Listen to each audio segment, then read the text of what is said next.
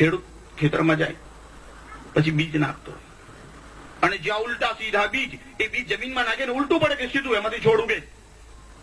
એમ રામ રામ બોલો કે મરા મરા બોલો ચાલશે, પણ કલમો ઊંધી નાખ્યા હોય તો ચાલે? વેદ મંત્રમાં નહીં ચાલે. વેદ મંત્રમાં અધિકારની જરૂર છે. યજ્ઞો પવિત્ર લે તે જ વેદ ભણે.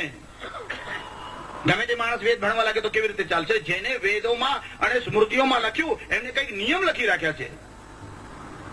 ભગવાન મનુએ મનુસ્મૃતિના 9મા અધ્યાયના 18મા શ્લોકમાં બહુ સ્પષ્ટ શબ્દોમાં લખ્યું, નાસ્તિ સ્ત્રીણામ ક્રિયા મંત્રૈ ઇતિ ધર્મે વ્યવસ્થિતિ. સ્ત્રીઓને મંત્ર અને જનોઈની આવશ્યકતા નથી એવી ધર્મશાસ્ત્રની વ્યવસ્થા છે.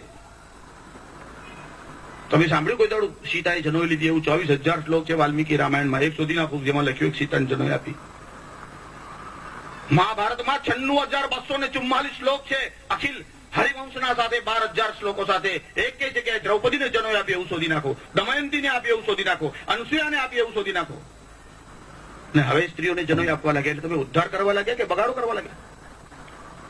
એટલે સ્ત્રી રજસ્વાલા થશે તો જનોઈ ક્યાં મૂકી આવશે મને કહો? ચાલે રજસ્વાલા અવસ્થામાં જનોઈ પહેરશે તો ચાલશે? અને જનોઈ પહેરતી વખતે મુંડન કરીને શિખા રાખવાના છે એટલે સ્ત્રીઓને મુંડન કરાવશો? વિધવાઓને કરાવતા નથી તો જનોઈ આપશો ત્યારે કરાવશો?